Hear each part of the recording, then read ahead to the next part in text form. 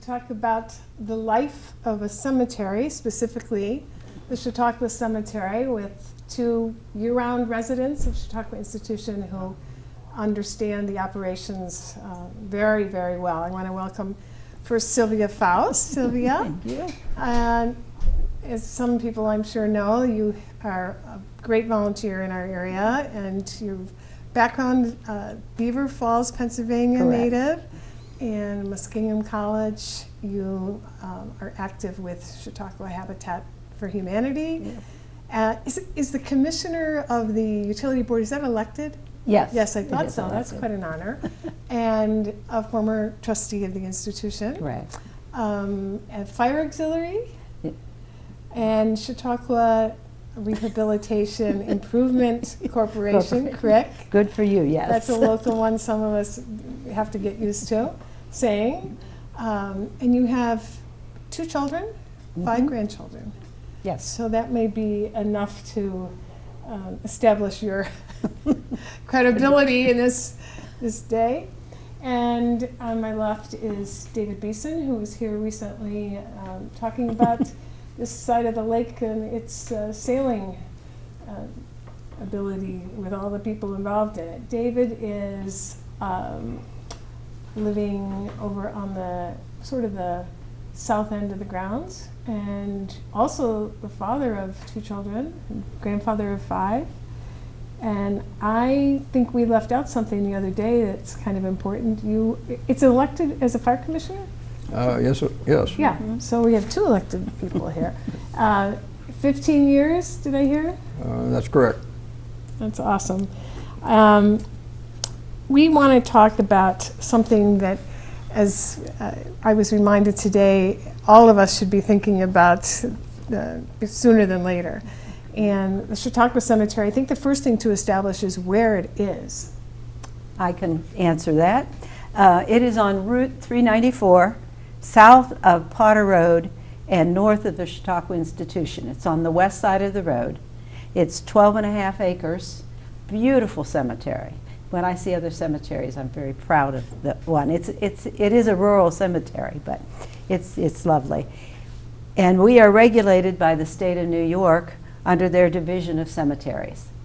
So some of the rules we have, we are required by the state to have. Other rules our board makes up, and we'll talk about that later. And we are,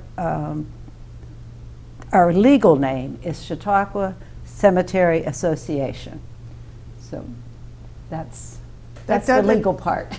It's sort of across from Wameda, right? Yes, Yeah. yes, it is. How about the history? We were incorporated on March 13th, 1889, and that makes us 131 years old, if my math is correct.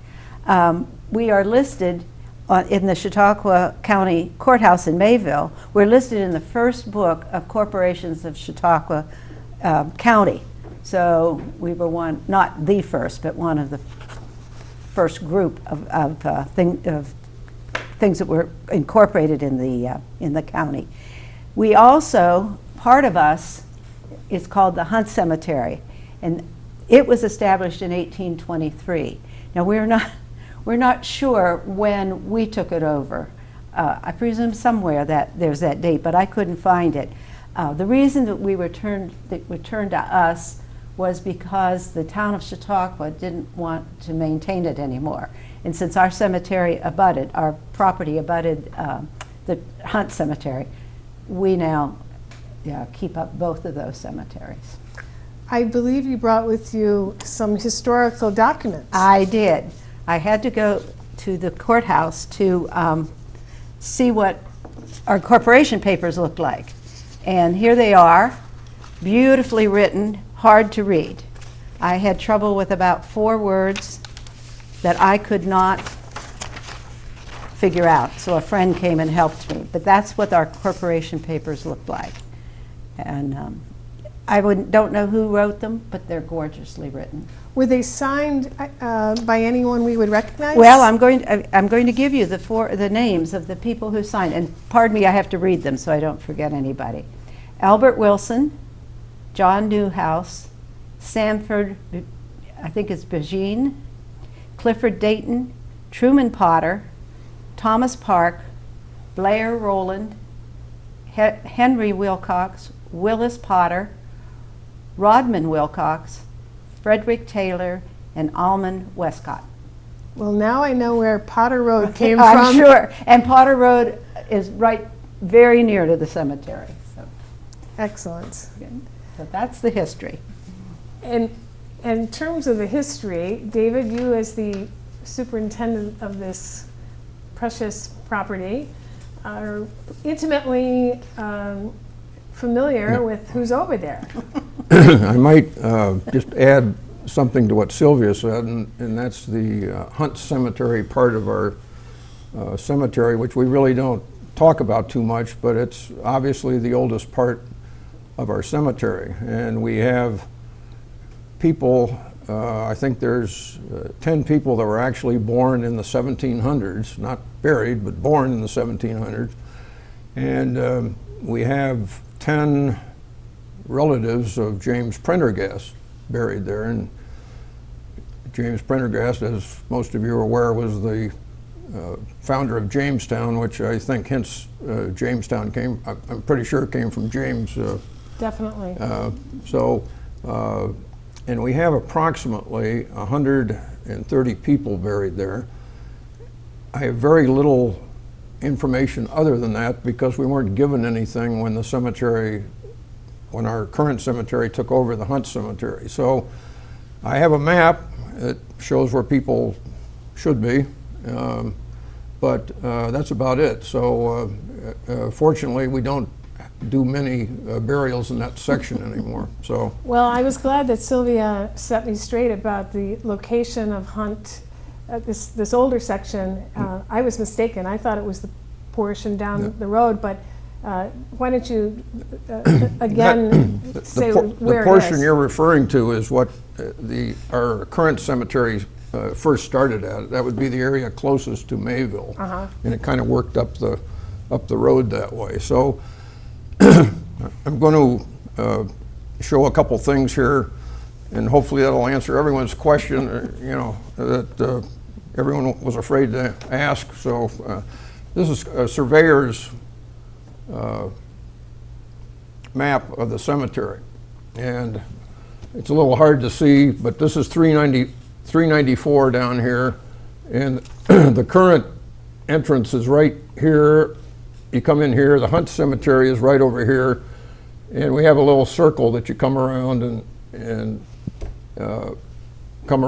come back out. This is also our property up in here, but when we surveyed to put the new section, this is the new section here, when we surveyed to have that done, we maximized the amount of land that we could develop. So this was all wooded area 20 years ago, this area in here. So once you get past this line here, you either go downhill or wind up in the water or something that doesn't lend itself to a burial spot.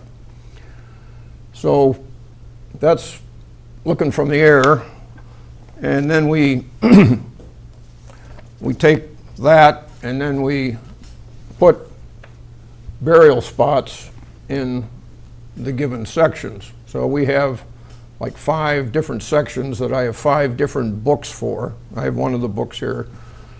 And so there's a number assigned to each section. So we start at number 1, and we're up to 970, I think now, plots. And I hand sketched a plot. So all of them, I shouldn't say all of them, most of them are 16 by 19 foot. And we divide that in half, and the 16 dimension very nicely goes into 4 foot. So we have a 4 foot by 9.5 foot dimension that will handle a casket burial. At our cemetery, if you're not being buried in the casket, you can put 2 cremains in this area. So people can buy anywhere from 1 to 8 of these. And I guess while I'm on that subject, they're $400 a plot, so one of these is $400. If you want 3 of them, $1,200. And then at the time of a burial, I will go to the appropriate book and I will fill in the blanks here. So I'll put down here whether this was a cremation or a casket burial. And there's some nomenclature that I use. We have a computer that is sort of a double information, so I can either get it out of here or out of the computer, and that's recorded. So I go to, I'm just going to pick something here that no one is buried in, so we don't embarrass anyone.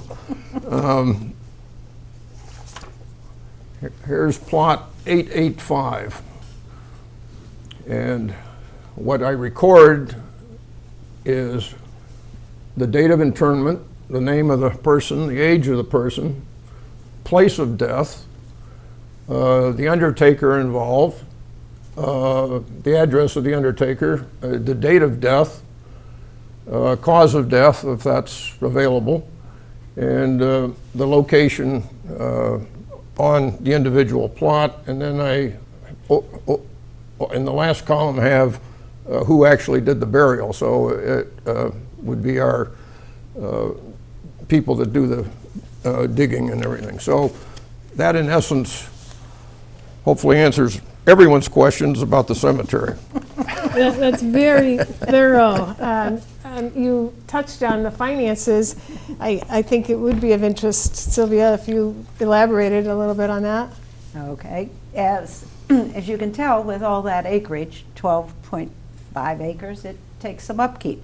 We have 2 funds. We're required by the state of New York to have a permanent fund, and then we have a general fund.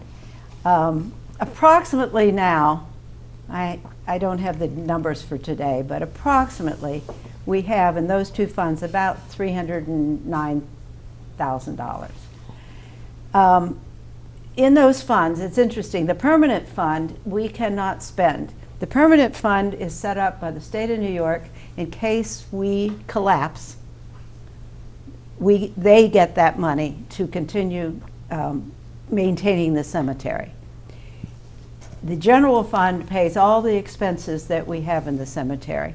And the expenses are, we pay a maintenance person to do the mowing and does a good job. We pay to have the plots dug, the burial sites dug when they're needed, either a casket or a cremain. And we pay David's monthly. A lot of money. Yeah. A lot of money. He doesn't. He earns every penny of his money.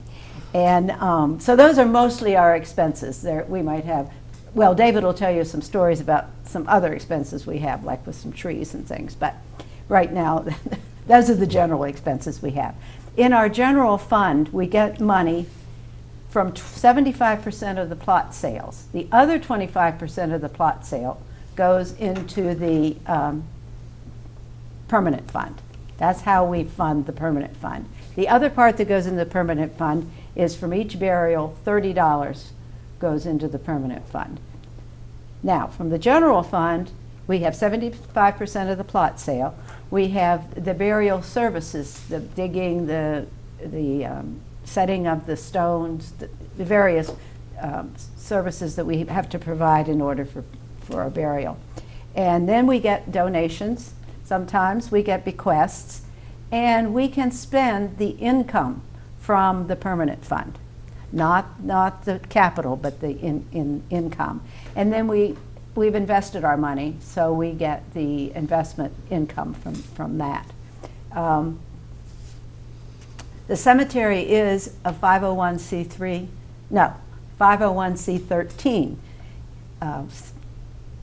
from the IRS. The donations given to that must be for the whole cemetery. You can't, Nancy can't say to Dave, I want this money to go to my grave. That doesn't work that way. You can't take a tax deduction for that.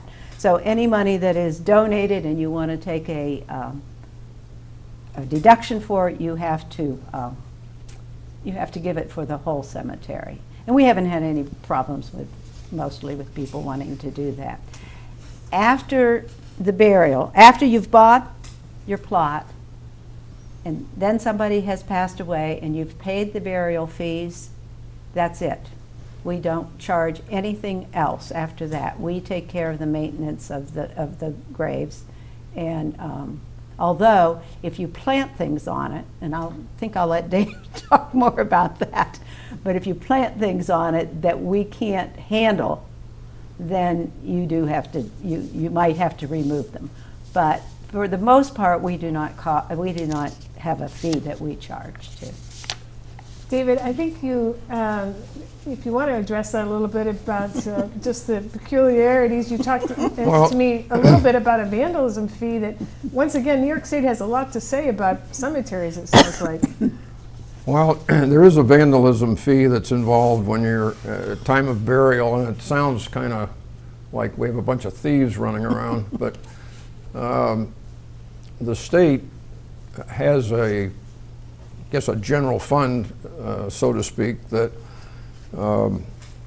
and we had a case that we could have used at one time where if someone comes up, for example, and takes your monument and knocks it over and cracks the granite so now it's in two pieces, that person is going to be very unhappy. So they come back and want the cemetery to fix it.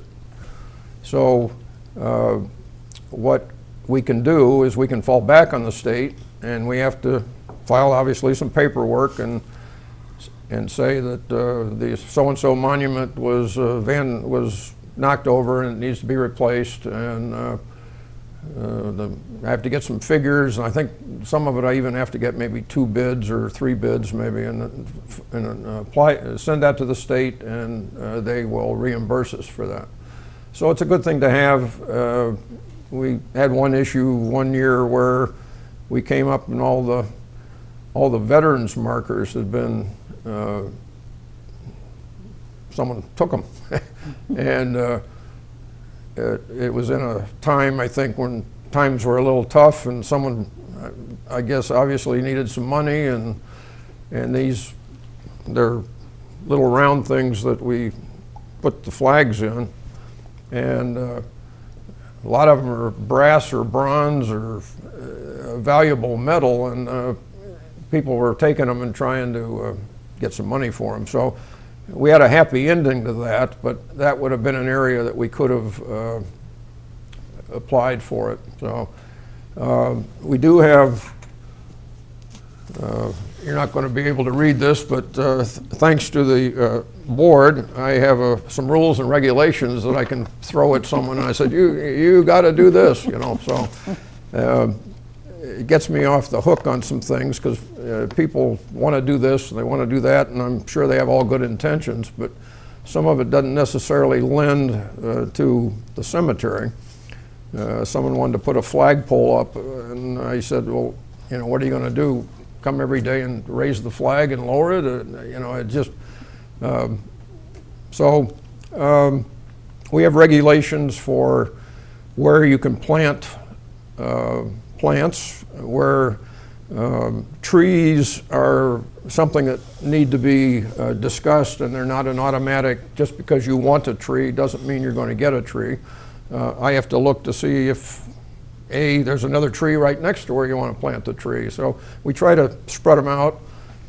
There's regulations on the monuments. They can't be, they have to be within a certain size and a certain height. The cremation containers have to be... I'm glad you brought that up. Our cemetery, and I think most cemeteries anymore, when you do a casket burial, you're required to have like a cement vault. So the actual casket goes into this vault that's in the ground. So it keeps, you know, the olden days, everyone was buried in a pine box. That was what you did, and over a period of time that pine box disintegrates. So maybe 20, 30 years later, all of a sudden there's a big hole in the ground. You say, well, where'd that come from? And we've had some cases in the cemetery where a heavy piece of equipment gets run over a certain area because we had to run it over there, and all of a sudden, whoop, well, that's what happened. So the cremations, we want to have something that's of lasting quality, so it opens the door a little bit. And of course, a lot of people, again, want to bury in a wood box, and that's created off and on some problems. But if people are willing to put the wood box in another container, then everyone's happy. So we've done that for a couple people. Like, in fact, last weekend we did it for one burial thing, which I might add, last Saturday we had a rainstorm here, and I think it was the worst burial.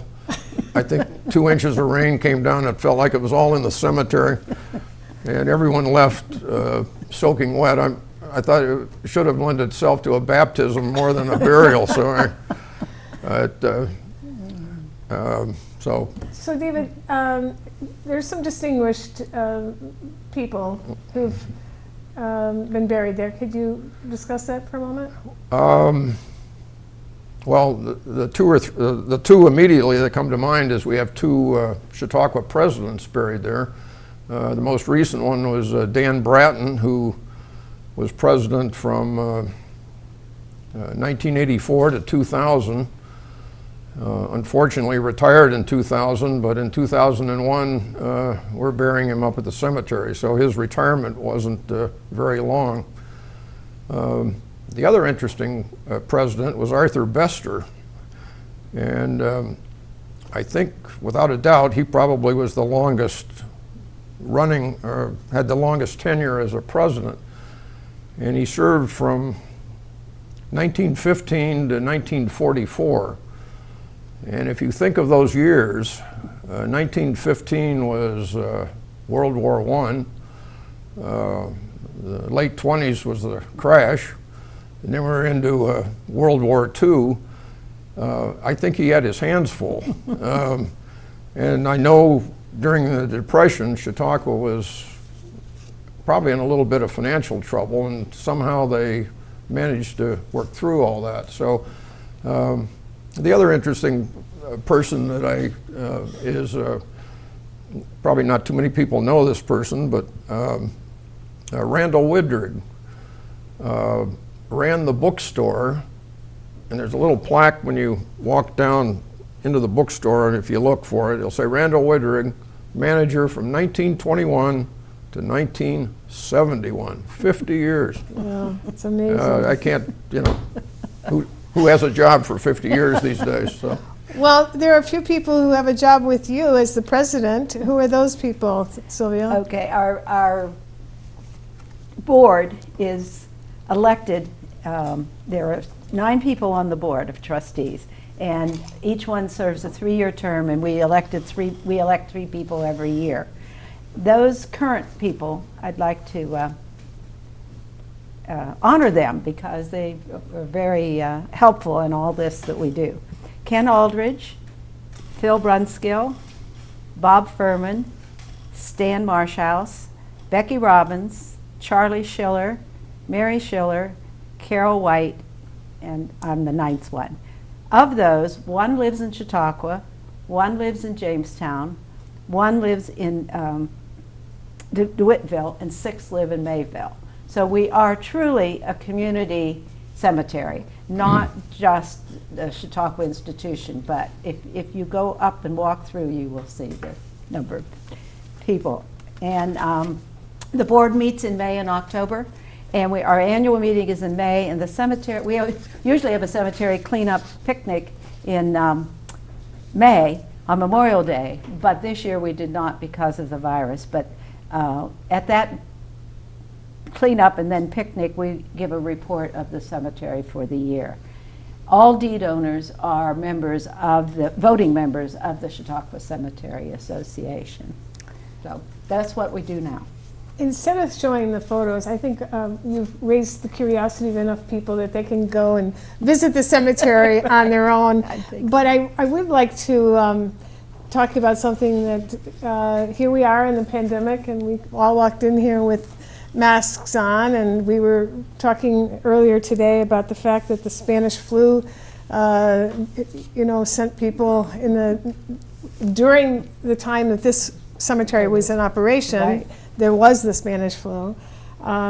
Dave, I think you said that we fortunately haven't been having a run on plots because of this COVID-19, but do you see any effects that you want to talk about or speculate about what it's going to be written about? It's 6 months or a year from now, it'd be easy to say what was going on. We hope that this situation doesn't get worse, but it brings up an interesting thing that maybe some people should think about, and that is it's so much easier if you've already made some pre-plans at the cemetery. So people come up and they'll buy some land, and maybe they'll even put a monument up, and it takes the burden off your children if this is the case, because I don't know how many times someone's called me and it's been a son or a daughter, and they say my mom died or my dad died, and we want to be buried up Chautauqua, but we don't have any property, and I don't know what to do, and you can tell they're just distraught. And so a little of that can be at the time when you have a death in the family, which is obviously an emotional time. This is one of the things that eases some of the tension of that week or something. So I want everyone to come buy some land. And Sylvia's going to flash a card here that our producer, John V., is very proud to have in his wallet. So why don't you address that for a second? The Neptune Society? The Neptune Society. Now, John tells me there are other organizations, but this allows you to make your plans, tell who's going to receive the ashes, and they will pick up the ashes no matter where you are. And it really does, it's less expensive probably than other means, and it also relieves your family of wondering what to do. So this is John's card. And he wants it back. He says he doesn't know when he's going out of business. He wants to make sure it's around. Yeah, Dave. There was one thing I was going to mention that I forgot, and that is someone might be interested to know how much it costs to get buried. Sure. So real quickly, a cremation burial from Monday to Friday is $300. We have a higher rate on Saturday morning, which would be $450. The casket burial from Monday to Friday is $450, and that goes up to $675 on Saturday, up to noon, and then we get into some add-ons after noon, so it can get a little expensive if you wait till later on Saturday afternoon to get buried. We don't do any burials on Sunday. I think Sylvia mentioned that. But you're welcome to have a service. We would do the burial either before Sunday or after Sunday. And we've done that a few times. So. Well, I want to thank you both for forgive the pun, covering a lot of ground here. And I wanted to mention have you mention one thing that seems to be a nice, finally you said the state of New York is going to allow people to be buried with their pets. Their pets. Now, up until this time, New York has not allowed that. We are in the midst of writing our regulations for that. David reminded me today, though, if you have a pet that dies now, they have to be cremated, and you need to have a certificate. Then they can be buried with you at the time of your burial. But David said, be sure, if you have a cremation for a pet, be sure you get the certificate, because he needs a certificate for every burial. It's a certificate of cremation. Sorry, certificate of cremation. I want to say, so somebody said this to me the other day, masket or casket. So I'm saying to everybody watching this, be careful, and I want to particularly thank Sylvia and thank Dave. Pleasure having you today. Thank you. And thank you.